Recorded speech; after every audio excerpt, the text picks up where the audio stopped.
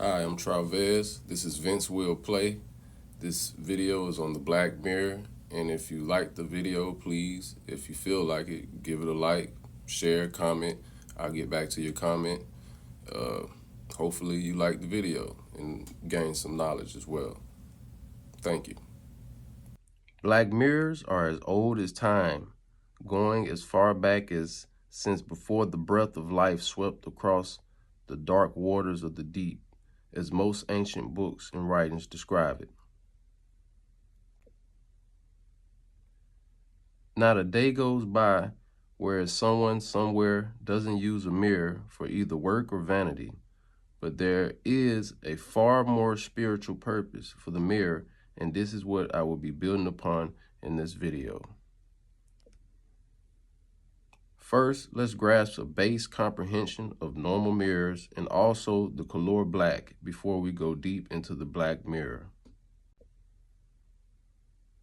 As far as mirrors in general, normal mirrors are made to reflect light that hits its surface area, creating an image of the object in front of it to be bounced back to the eyes of the observer, creating a visual reflection. Now, let's go over what many people know as the color black. First and foremost, black is not a color. It is more so the absence of light and the complete absorption of its surroundings, just as a black hole absorbs all light and matter. What we call the color black is known to be linked to chaos energy. Black is known to be magnetic to energies of the material realms.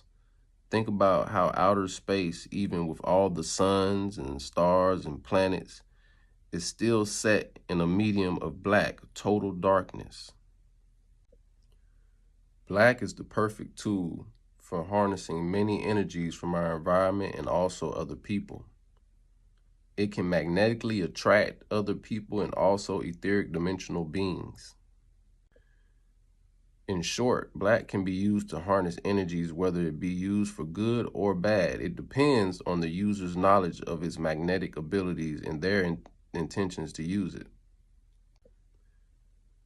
From here forward, keep in mind that black absorbs light, so the reflection the black mirror gives should not be the same as the normal mirror which reflects the light.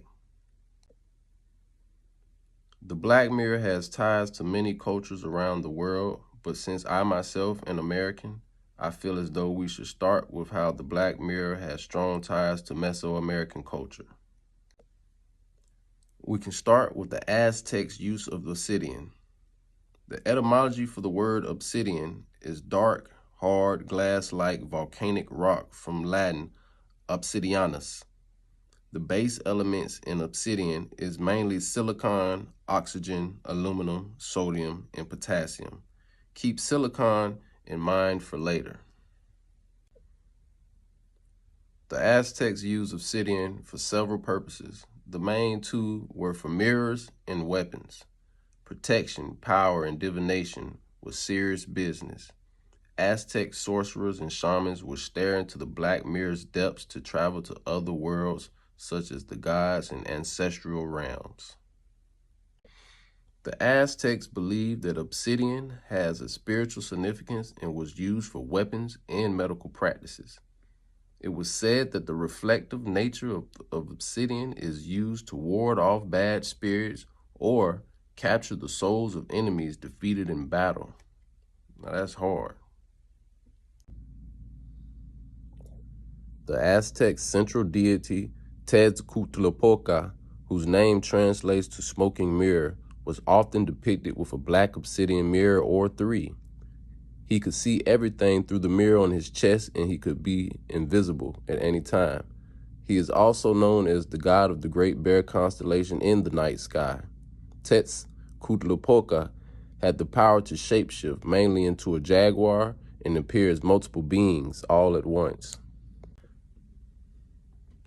Let's mention a few other people and cultures who used or practiced with the black mirror. The obsidian black mirror was used by John Dee, a 16th century astrologer and advisor to Queen Elizabeth I of European royalty. It was said that he used the mirror to contact angels and demons. So he was on some other shit.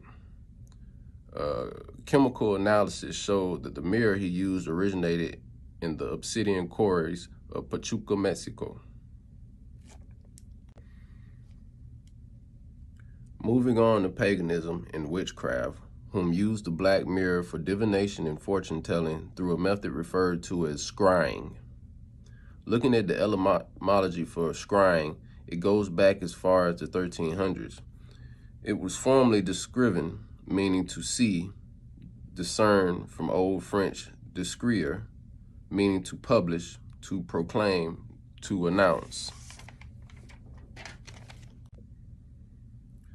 Now let's go over the etymology for divination, which translates from the 13th century Latin divinatio, meaning the power of foreseeing, prediction, stemming from divinare, literally meaning to be inspired by a god.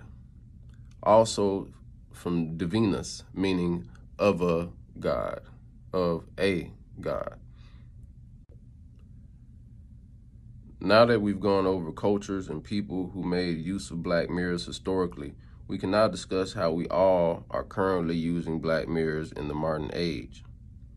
Let's start with the etymology for the word device.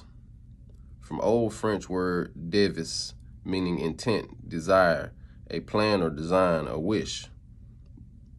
A wish. This reminds me of the movie Wishmaster. I don't know if you've seen it or not. The one where the evil djinn was trapped in a shiny ruby the size of a cell phone. Remember earlier in the video, I talked about the base elements that makes obsidian, being mainly silicon and potassium. Knowing this, we can compare this to the main components of a flat screen TV glass, which is made from silicon oxide. The main device that we all use outside of a TV is our cell phones, tablets, and computers. Main ingredients: silicon dioxide or quartz sand combined with ceramic materials and potassium, making the screens more durable.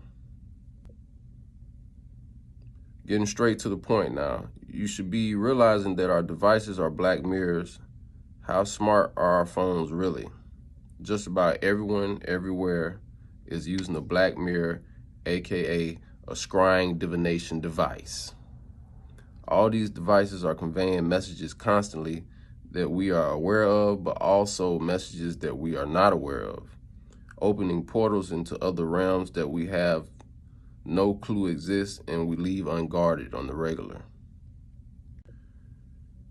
It doesn't matter if you power off the device or unplug it. The only way to deactivate its true function is to simply cover it up completely.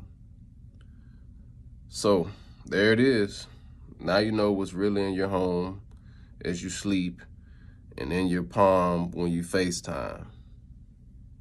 A black mirror, a dimensional portal to other realms where other deities or creatures exist on lower and higher vibrational planes.